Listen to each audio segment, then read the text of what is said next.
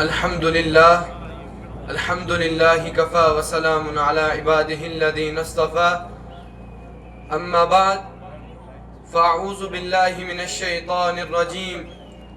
بسم الله الرحمن الرحيم قال الله تبارك وتعالى وإن كنتم في ريب مما نزلنا على عبدنا فأتوا بسورة من مثله وادعوا شهداءكم من دون الله إن كنتم صادقين صدق اللہ العظیم۔ محترم چیئرمین صاحبان، پرنسپل صاحبان، مہمانان اعظام اور دیگر پیارے بھائیوں، السلام علیکم ورحمۃ اللہ وبرکاتہ۔ میں نے آپ کے سامنے کلام اللہ شریف کے ایک آیت کریمہ تلاوت کی جس میں باری تعالیٰ نے یہ فرمایا، یہ قرآن جو محمد عربی صلی اللہ علیہ وسلم پڑھ کے سناتے ہیں، اس کے علوم و معارف تمہارے سامنے بیان کرتے ہیں، اس کی صداقت و سچائی کا اعلان کرتے ہیں، اور تم یہ سمجھتے ہو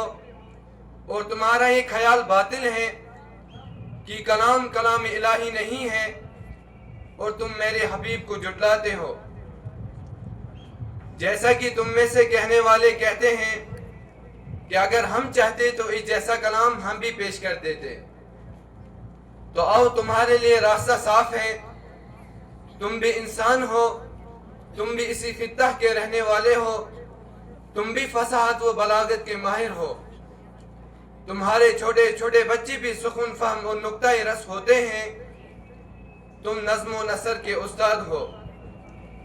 نیز ان تمام صفات میں ماہر فن ہو، تو اس جیسا کلام پیش کر دو۔ پھر آگے اور چیلنج کیا گیا، جیسا کہ ارشاد ربانی ہے، قُلْ لَئِنِ اجْتَمَعَتِ الْإِنسُ وَالْجِنُّ عَلَىٰ أَن يَأْتُوا بِمِثْلِ هَٰذَا الْقُرْآنِ لَا يَأْتُونَ بِمِثْلِهِ وَلَوْ كَانَ بَعْضُهُمْ لِبَعْضٍ ظَهِيرًا کہ اے نبی محمد صلی اللہ علیہ وسلم،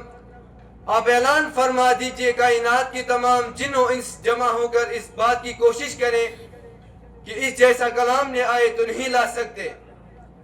اگرچہ ایک دوسرے کی مدد ہی کیوں نہ کریں۔ غرض کی تمام کائنات مل کر سر جوڑ کر بیٹھ جائے تو بھی قرآن کریم کی نظیر پیش کرنے سے قاصر ہیں۔ گرامی قدر ساتھیوں، یہ ایک چیلنج تھا دشمنان اسلام و قرآن کے لیے، یہ ان کے لیے ایک ذرّی موقع تھا جو اسلام اور پیغمبر اسلام کے خلاف طعن و تشنیع کر رہے تھے، جو اسلام کا چہرہ مسخ کرنے کی ناکام کوشش کر رہے تھے۔ لیکن جب قرآن نے دعویٰ دائر کیا تو ان دشمنان اسلام کے چہروں پر ہمایاں اٹھنے لگے۔ وہ سب ماہرین فن، فصاحت و بلاغت میں اپنا جواب نہ رکھنے والے حیرت میں پڑ گئے، کسی نے بھی اس چیلنج کو قبول نہ کیا، سب کی زبانیں گنگ ہو گئے۔ پھر حق تعالیٰ شان نے اور نیچے اتر کر فرمایا، اگر تم پورا قرآن پیش نہیں کر سکتے تو اس جیسی 10 صورت ہی بنا کر پیش کر دو، اگر تنہا نہیں لا سکتے تو اپنی عالمی کانفرنس بلا لو، اکیڈمی اور ادارے قائم کر لو اور اس کا جواب پیش کر دو۔ ارشاد فرمایا، ام یقولون افتراہ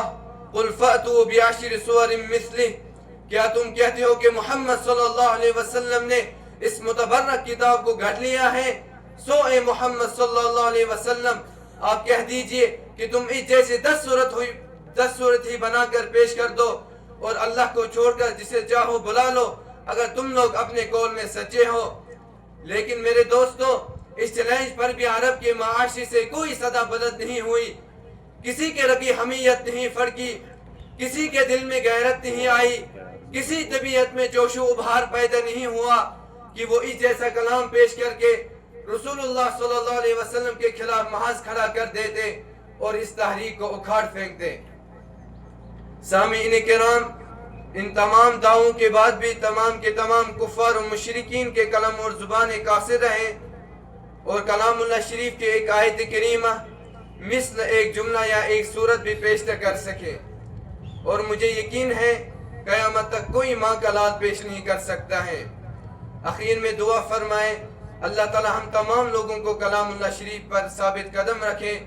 آمین یا رب العالمین، وآخر دعوانا ان الحمد للہ رب العالمین۔